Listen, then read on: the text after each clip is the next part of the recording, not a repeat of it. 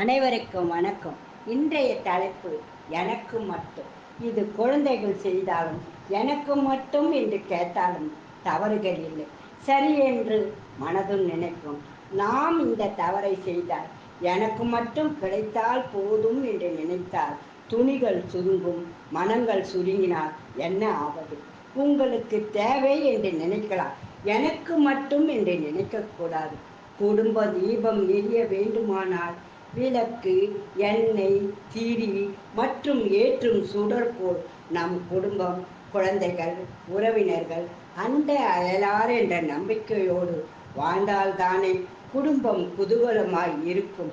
உண்ணும் உணவு கூட வயிறு ஏற்றுக்கொள்ளாவிடில் அதற்கு தகுந்த மாதிரிதானே செரிமான உணவுகளை சாப்பிட வேண்டும்.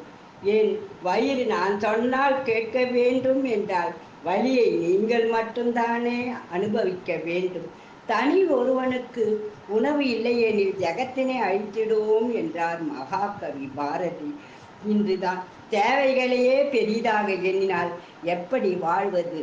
குளத்துப்படியில் இருக்கும் நீரை பறவைகள் குடிக்கலாம், நீங்கள் படியில் இறங்கி இரு கைகளால் மொண்டுதானே குடிக்க வேண்டும்.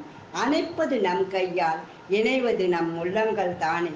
கடவுளின் பிரசாதம் சிறிதளவாவது எல்லோருக்கும் கொடுக்கிறார்கள் ஆலயங்கள். அது நமக்கு மட்டும் கிடைத்தால் கிடைத்தவர்களுக்கும் சிறிது கொடுப்போம் அல்லவா? இது எனக்கு மட்டும்தான் என்று நினைத்தால் உலக சூழ்ச்சியில் மனப்பான்மையில் மாறுவது தவறு இல்லை. தவறை மற்றவர்கள் மீது திணிக்க முற்படும் போது எனக்கும் மட்டும்தான் என்று ஏற்றுக்கொள்ளும் பக்குவம் வந்தாலே பண்பாக பழகலாம், வாழலாம். அறிவது உண்மைகள், ஆனாலும் இதயங்களில் இதம் என்ற பண்புகள் வந்தால் எனக்கு மட்டும் வார்த்தைகள் வராது. வானளவு புகழ் உங்களை தேடி வரும். அந்த புகழ் எனக்கு மட்டுமல்ல, என் குடும்பங்களுக்கே பொருந்தும் அல்லவா? இப்படிக்கு ஆர் சாந்தா பார்த்திபன்.